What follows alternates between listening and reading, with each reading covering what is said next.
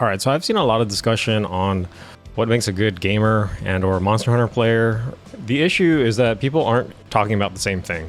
And in this video, I'm going to explain the different categories of a good gamer slash Monster Hunter player. There's basically three major categories that you can evaluate someone's skill in a video game. And the three are progression, consistency, optimization. And it goes left to right because this is the natural order that you play the game, right? You do progression first, then you go for consistency, and then you go for optimization. So typically people will only look at speedruns as a form of how good someone is at Monster Hunter, and that there's some merit to that, but I want to give you a larger perspective on the whole ecosystem of skill within a game. So the first is progression. Progression is how well you learn a fight or a boss battle. And with progression, you only have one opportunity to learn the boss battle blind or fresh. And believe it or not, for progression, there is accolades that you can gain from progression. But the issue with progression is that it's hard to judge whether someone acquired these accolades truthfully because, there's issues where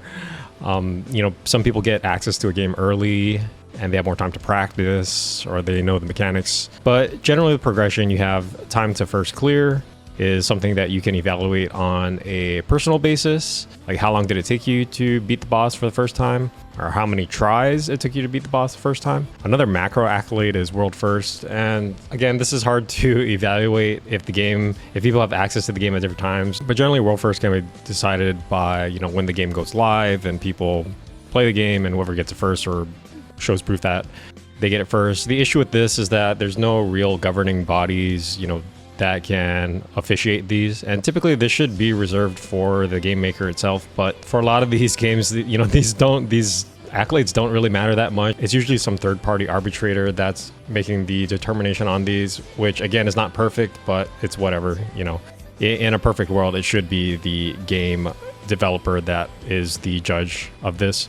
And this is not just for progression accolades, it's also for optimization accolades as well. The game developer should be the governing body for optimization and speedruns and stuff like that. So putting accolades aside for a second, like if you just look at yourself, one thing you can evaluate is the number of attempts it takes you. For example, in Elden Ring, people, usually it takes between 20 and 100 attempts at a boss to beat the boss for the first time, and that's categorized as progression. One real desirable accolade you can get is called the one shot, which is basically you try the boss for the first time and you beat it on that first try. And typically for a lot of the easier monsters in Monster Hunter, you should be able to one shot them or at least not triple cart them. Again, one shotting is highly dependent on experience. Like if you played the game multiple times, you played Monster Hunter across the different generations, then your likelihood of one shotting a boss is going to be extremely high. Progression is a very important part of evaluating your skill as a gamer, but unfortunately there's not very good metrics or ways to measure progression. All right, the next category I have is consistency. And consistency is just basically, on average, how good are you at beating the boss? And one way to measure this is average clear time. So if you fight the same monster 100 times, what is your average clear time?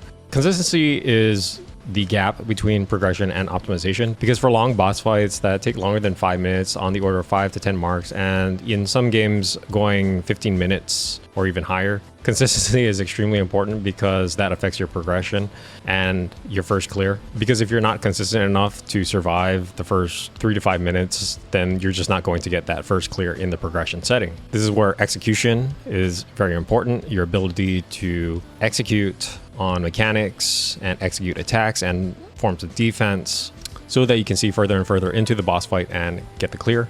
You can see here in the overlap between progression and consistency, I have progression build. Progression build is a non-optimized build that is just something you can salvage from the current resources you have at hand. And it's not going to be ideal, but it's probably the best that you got for early game.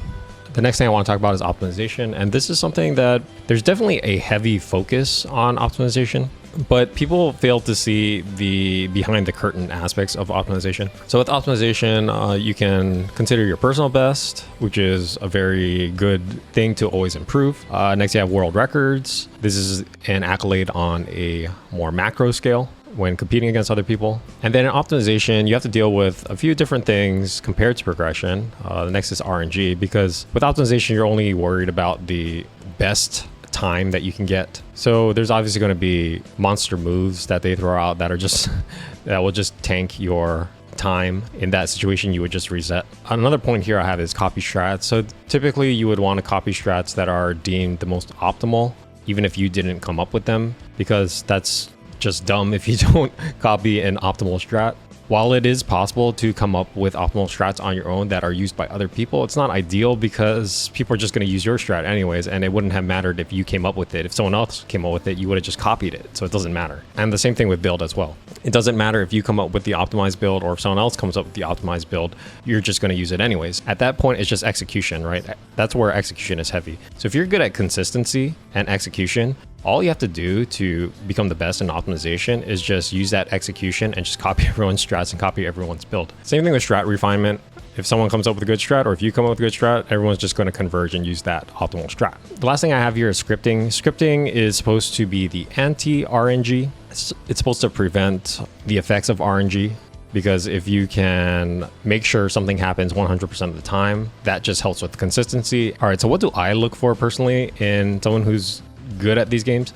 I think optimization is good to look at. I personally look at progression and consistency. I look at these two things, and which is ironic because these are the two things that no one posts videos about or can even be verified in some sort of measurable manner. Because for progression, there's no way to verify how many tries someone took to get their first clear. And even with optimization, like, you don't know how many tries that person took to get the world record. But if you look at consistency, which is again what I look at, if it took someone 1,000 tries to get a world record, but it took someone else less than 100 tries to get within 5% of someone's world record, I would view the person that took less than 100 tries as better, just because, you know, if they kept going, they could potentially hit the world record eventually. At that point, it's sort of their decision where they want to spend that time to achieve that. Again, everybody is different. Again, like I said, with consistency, you cannot really be sure on what people's average clear time is going to be for hunts, because there's just no record of it. Like, I would be interested to see if Capcom would be interested in making leaderboards based on consistency,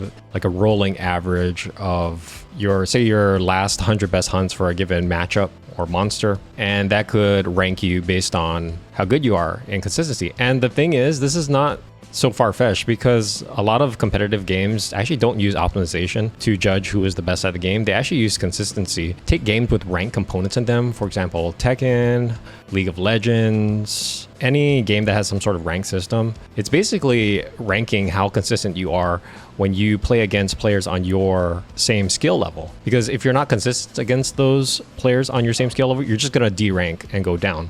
But if you are consistent, you are able to hold your rank and even potentially increase your rank. It's all based on consistency. So again, that's another reason why I look at consistency as how skilled a player is. One last point I want to talk about for optimization players is cheating. So cheating obviously is not good. At least for Monster Hunter, the biggest way to cheat is just decrease RNG. Because if you decrease RNG, it's going to take you less tries to get a record. It just defeats the whole purpose of the game, because Monster Hunter is based on the RNG aspects of what the monster throws at you. Anyways, hope this got you thinking a little bit more about how to evaluate yourself as a gamer. Thanks for watching.